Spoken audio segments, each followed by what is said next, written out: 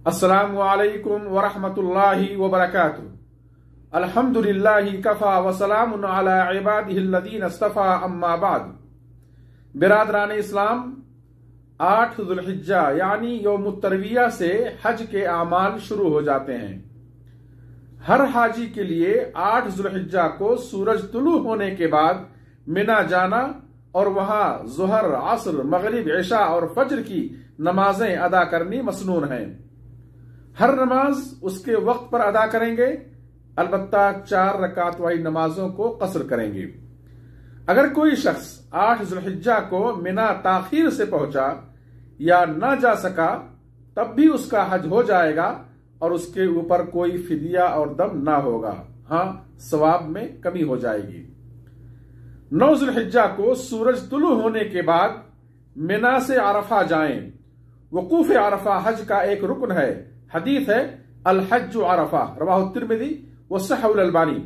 वकूफ का वक्त 9 ज़ुल्हिज्जा के दिन ज़वाल के बाद से 10 ज़ुल्हिज्जा की तुलुए फज्र से पहले तक है, जैसा कि नबी सल्लल्लाहु अलैहि वसल्लम ने फरमाया, वमन अदरका अरफा क़ब्ल अन यत्लुअल फज्र फ़क़द अदरकल हज, रवाहु तिर्मिज़ी व सहहुल अलबानी। पूरे हुदूद अरफा में कहीं भी वकूफ कर सकते हैं, ठहर सकते हैं। हदीस है वह अरफा कुल्लुहा मौक़िफ़, रवाहु मुस्लिम। वहां अगर मुमकिन हो तो इमाम का खुतबा सुने, फिर ज़ुहर और असर की नमाजें ज़ुहर ही के वक्त में जमा और कसर के साथ अदा करें।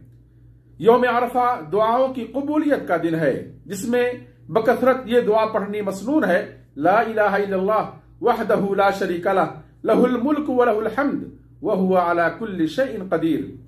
नबी सल्लल्लाहु अलैहि वसल्लम मैदान अरफा में क़िबला रुख होकर खड़े होकर दोनों हाथ उठाकर लंबी देर तक दुआ किए। सूरज गुरूब होने तक अरफा में क़याम करना वाजिब है। गुरूब आफताब से कबल अरफा छोड़ देने की सूरत में दम देना होगा। अरफा से मुज़दलिफ़ा आना और वहां रात गुजारनी वाजिब है।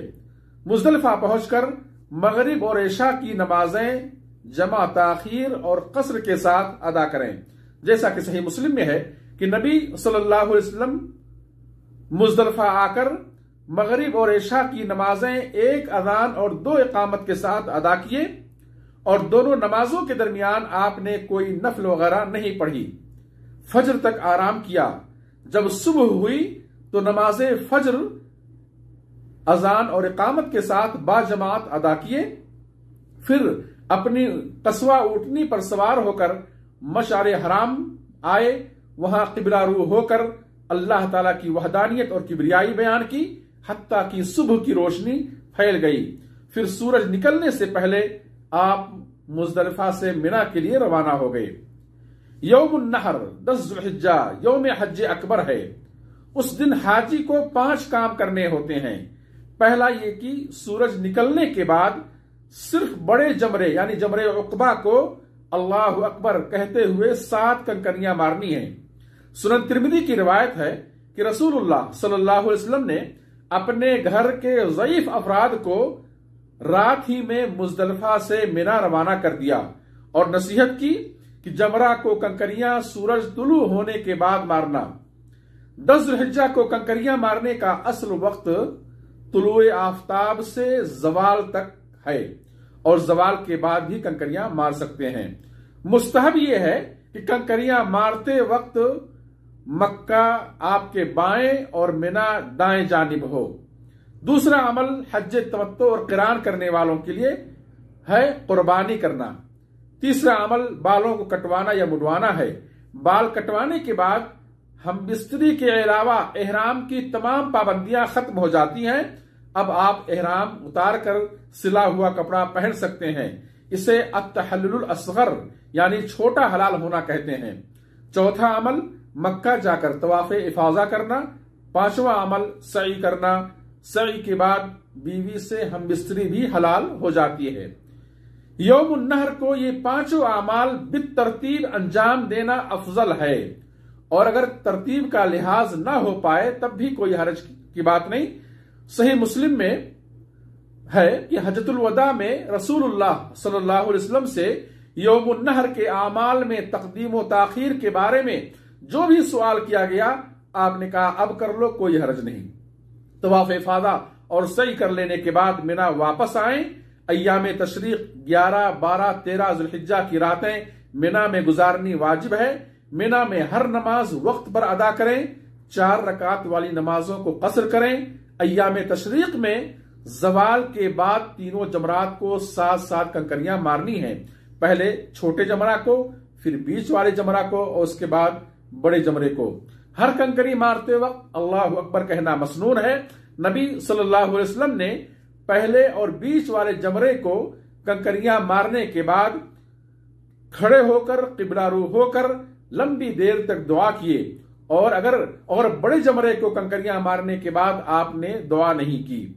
अय्याम तशरीक में रमी का असल वक्त जवाल के बाद से गुरूब आफ्ताब तक है, लेकिन कमजोरों और औरतों के लिए या अगर भीड़ ज्यादा है तो रात में भी कंकरियां मारनी जायज है।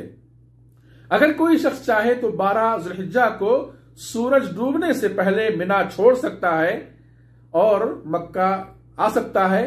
अगर सूरज डूबने तक मिना से न निकला तो 13 की रात भी मिना में गुजारनी वाजिब होगी और फिर 13 जुल्हिज्जा को जवाल के बाद कंकरियां मारकर ही मिना से रुखसत हो सकता है। इस तरह उसका हज मुकम्मल हो जाएगा। अहले मक्का के अलावा बकिया तमाम हुज्जाज किराम के लिए मक्का से रुखसत होते वक्त अलवदाई तवाफ करना वाजिब है। हायजा औरत अगर पाकी तक मक्का नहीं रुक सकती है तो उससे अलवदाई तवाफ माफ है। अल्लाह ताला हम सबको सुन्नत नबवी के मुताबिक बार बार हज करने की तौफीक दे और तमाम आमाल सुन्नत नबवी के मुताबिक अंजाम देने की तौफीक दे। आमीन।